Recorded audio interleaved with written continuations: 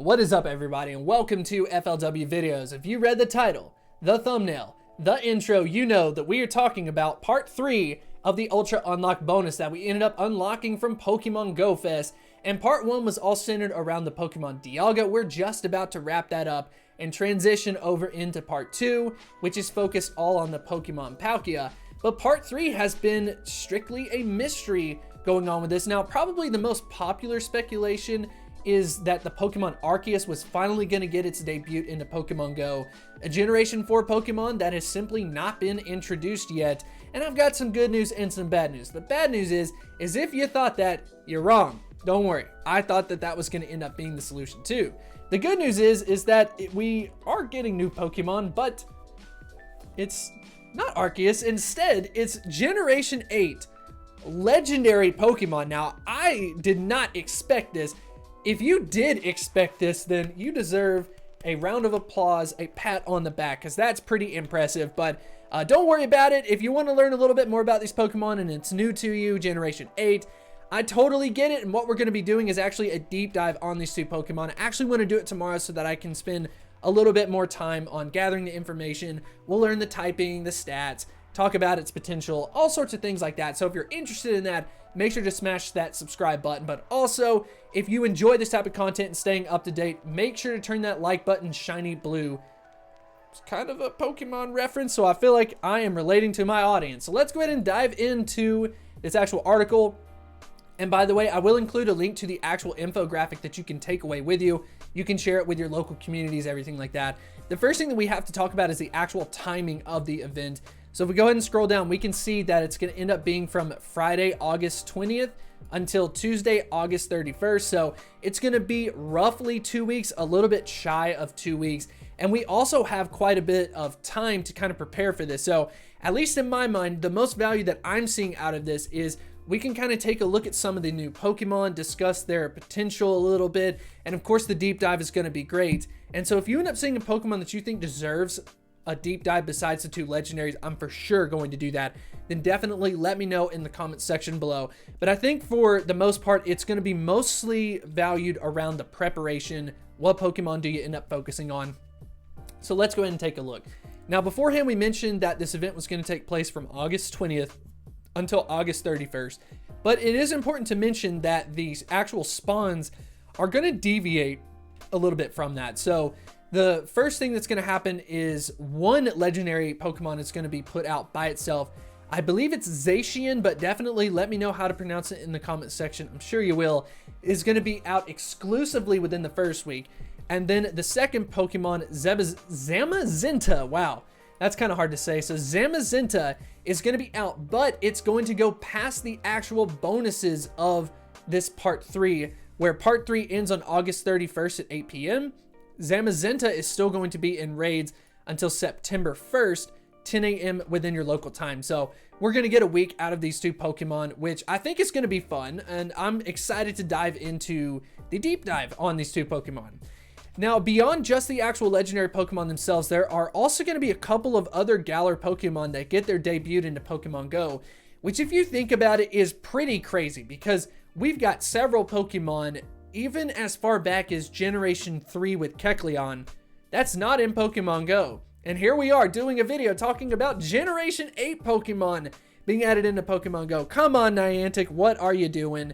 But anyways, if we go ahead and at least kind of take a look at them, the only one that I might be a little bit interested in is maybe Dubwool, but ultimately out of these Pokemon, it seems like if there was something, some way, somehow, as far as value, I doubt it is going to be from the raid side, but potentially on the PvP side, maybe some special cup, something like that. I think it could have some value there, but of course, I have to do more of a deep dive into all of this. And I think it's going to be kind of fun to just see some new Pokemon, especially new Pokemon that maybe you're not as familiar with. Like some of these, I've never heard of a Phalanx before. And so it'll be fun to just see a Shadow on your nearby and trying to do that. Now, beyond those actual Galar Pokemon, we actually have some previously released Pokemon from the Galar region, which is going to be a ton of fun to get that are actually getting their shiny variants added into Pokemon Go. And I do think a lot of people are going to be hyped on this. So we got Berserker, who ends up being pretty good at PvP. We also got the Pokemon Sirfetch'd. I genuinely like this model with Sirfetch'd on it. And let me scroll out a little bit so that you guys can see we've got Stunfisk as that final Pokemon, but I'm in the way, so I apologize for that. But we're getting some Galar Pokemon that we've already had added into the game and just getting the shiny variant. So I know that there's a lot of shiny hunters out there who will be excited, but at least for me, if I'm looking at all of these Pokemon, all 6 of them, I think Sirfetch'd is probably the coolest one out of all of them. But hey, I'm a sucker for those gold models. So yeah, there you go. You can get a little bit more of a close-up. So beyond those new Pokemon being introduced, there's also going to be the actual wild spawns. Now, for the most part, they are the Pokemon that we took a look at earlier, where, you know, you've got the squirrel family, you've got the sheep family, but we've also got some other Pokemon that are going to be featured as well, as far as those wild spawns are concerned, and that is going to be Galarian Darumaka. And I know a lot of people are super excited about this. We ended up doing a deep dive talking about Galarian Darumaka, and then also talking about just the regular one evolving into Darmanitan. And the Ice-type Darmanitan is really good, so now you're going to get your chance. We officially have confirmation that it is evolved in the wild. So if there was a Pokemon to feature on, or to look at throughout this event, beyond just the legendaries, I think that this Galarian Darumaka is going to be super cool to have, especially for the fact that it is spawning in the wild and is not egg locked. So that's actually pretty cool there that we are going to be seeing that. And then beyond that, we've got Trubbish, which no one is excited about this Pokemon being here. And then of course we got Phalanx, which we did discuss a little bit earlier.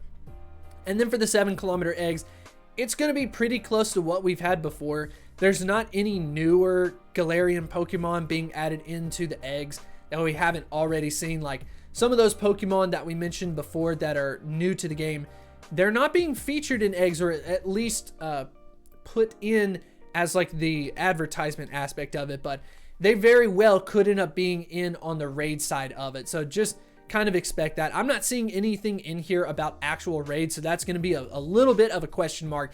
But at least for me, the most value that I'm seeing out of it is the fact that we get ourselves 2 new legendary Pokemon from Generation 8 that could end up bringing in a new audience that's more familiar with Pokemon from Generation 8, potentially trying out Pokemon Go. And then for us, it's going to be a new exciting legendary. And like I said before, I am excited about diving into these Pokemon and of course doing a deep dive on it, learning about these Pokemon typing, their stats, potential movesets, that sort of thing. So like I said before, if you're interested in that, definitely make sure that you hit that subscribe button, maybe turn on the notifications so that you know I'm definitely going to be uploading a video on that tomorrow.